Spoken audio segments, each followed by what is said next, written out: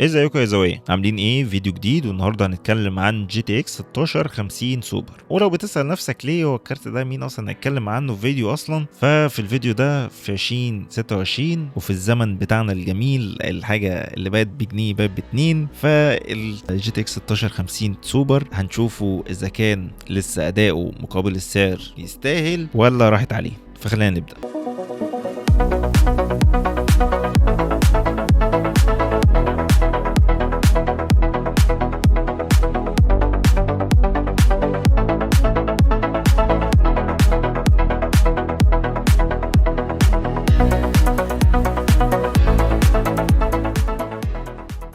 وخلينا نبص نظرة سريعة كده عن الكارت اللي هو الجي تي اكس 1650 سوبر. نزل سنة 2019 بس يعتبر نسخة محسنة جدا من 1650 النسخة العادية، وبيجي ب 4 جيجا في رام جي دي دي ار 6 وعدد كودا كور 1280. يعني فرق الأداء مش كبير قوي يعني. طيب الكارت نزل بمعمارية تيورينج واستهلاك الطاقة حوالي 100 واط. يعني باشا انت مش محتاج باور انت مش محتاج حاجة، انت مش محتاج حاجة من الدنيا. 100 واط دي كفاية جدا، وده يخليك مناسب اصلا في اغلب الكيسات مع اغلب الباورات. يعني بص كذا استيراد ارزعوا فيها يقول لك يا باشا انت كده مظبطني اخر تظبيطه. طيب ودلوقتي الاداء اللي هي يعني اكتر جزء بيهمنا كلنا، الاداء في الالعاب. هل هو لسه بيستاهل ولا خلاص ال 4 جيجا في رام والكارت قديم والكارت نزل من 2019؟ فانت بتتكلم في كارت يا ابني منتهي. لا، لسه قادر يشغل العاب كتير جدا على دقه ال 1080 باعدادات ميديوم ولو، واحيانا في العاب بتشتغل على فكره هاي في الكارت ده. امثله تقريبا للاداء.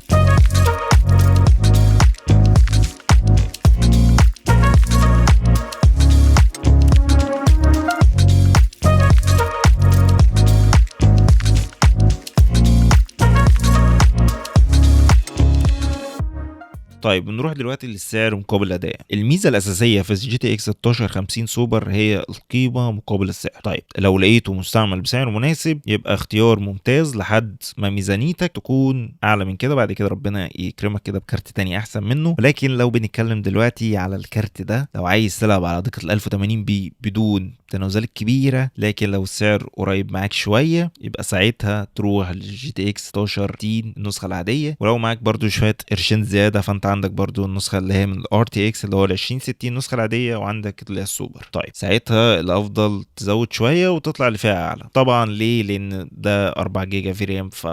يعني الكارت هو مش سيء، هو بس اللي مضايقني فيه ال 4 جيجا في رام. يعني انا مش عارف ليه ما كانوش 6، بس يلا ما علينا، ده قدره. مقارنه سريعه جدا كده في السريع منه. طيب الجي تي اكس 1650 والفرق ما بين الجي تي اكس 1650 سوبر، لا في فرق كبير وواضح للسوبر. طيب اضعف شويه من جي تي اكس 1660 العادي، مفيش ري تريسنج، مفيش دي ال اس اس، بس في المقابل اداء ثابت، حراره معقوله، ومش محتاج باور سبلاي اصلا في الاغلب.